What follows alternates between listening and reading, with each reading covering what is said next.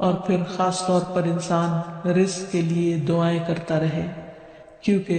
سارے خزانے تو اللہ کے پاس ہیں، وہ جب جس کو جتنا چاہے عطا کر سکتا ہے۔ اس کے لیے نبی صلی اللہ علیہ وسلم کی سکھائی ہوئی مسنون دعائیں بہت ہی بہترین ہیں۔ نبی صلی اللہ علیہ وسلم ہر روز صبح فجر کی نماز کے بعد یہ دعا پڑھتے تھے: اللہم انی اسألک علما نافعا ورزقا طیبا وعملا متقبلا۔ اے اللہ، میں تجھ سے علم نافع، طیب رزق یعنی پاکیزہ رزق اور مقبول عمل کا سوال کرتا ہوں، یعنی ایسے عمل کی توفیق دے جو تیرے ہاں قبول ہو جائے، تجھے پسند آ جائے۔ اور اس کے ساتھ ساتھ انسان کو حرام سے بچنے کی دعا کرنی چاہیے۔ اس سلسلے میں آپ صلی اللہ علیہ وسلم نے جو دعا سکھائی وہ ہے: اللہم اکفنی بحلالک عن حرامک واغننی بفضلک عمن سواک۔ اے اللہ، اپنے حلال کے ذریعے حرام سے میری کفایت فرما، یعنی مجھے اتنا حلال دے کہ مجھے حرام کی ضرورت ہی نہ رہے، اور اپنی مہربانی سے مجھے اپنے علاوہ ہر ایک سے بے نیاز کر دے، یعنی مجھے انسانوں کا محتاج نہ کر، کسی اور کا محتاج نہ کر، صرف اپنے خزانوں سے عطا فرما۔ پھر اسی طرح خاص طور پر بڑھاپے کی زندگی کے لیے وسعت رزق کی دعا کرنی چاہیے، کیونکہ جب انسان بوڑھا ہو جاتا ہے تو اس کے اعضاء کمزور ہو جاتے ہیں،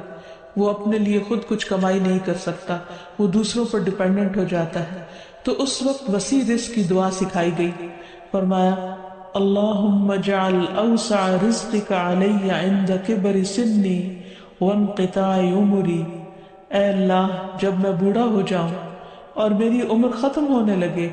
تو میرے رزق کو وسیع کر دے۔ اور اسی طرح اپنے لیے اور اپنی اولاد کے لیے وسیع رزق کی دعا کرنی چاہیے، جیسے ابراہیم علیہ السلام نے دعا کی تھی: ربنا انی اسکنت من ذریتی بواد غیر ذی زرع عند بیتک المحرم ربنا لیقیموا الصلاة فاجعل افئدة من الناس تہوی الیہم وارزقہم من الثمرات لعلہم یشکرون۔ اے ہمارے رب، بے شک میں نے اپنی کچھ اولاد کو اس وادی میں آباد کیا جو کسی کھیتی والی نہیں، تیری حرمت والے گھر کے پاس، اے ہمارے رب، تاکہ وہ نماز قائم کریں۔ سو کچھ لوگوں کے دل ایسے کر دے کہ ان کی طرف مائل رہیں، اور انہیں پھلوں سے رزق عطا کر تاکہ وہ شکر ادا کریں۔ تو اس میں ہم دیکھتے ہیں کہ ابراہیم علیہ السلام اپنے بچوں کے لیے روحانی رزق کی دعا بھی کر رہے ہیں، جذباتی محبت کی رزق کی دعا بھی کر رہے ہیں، اور پھر اس کے ساتھ ساتھ جسمانی رزق کی دعا بھی کر رہے ہیں جو ہر انسان کی ضرورت ہے، اور اس میں سے بھی بہترین رزق یعنی پھلوں کے رزق کی دعا کر رہے ہیں، کیونکہ انسان کو اللہ تعالیٰ کا صرف رزق ہی نہیں مانگنا چاہیے، بہترین رزق مانگنا چاہیے۔ یعنی ایک تو سمپل سی دعا ہے اللہم ارزقنی، اور پھر ورزقنا وانت خیر الرازقین، جو سورۃ المائدہ میں اللہ تعالیٰ نے دعا سکھائی ہے، اور ہمیں رزق دے اور تو سب رزق دینے والوں میں سے بہترین ہے۔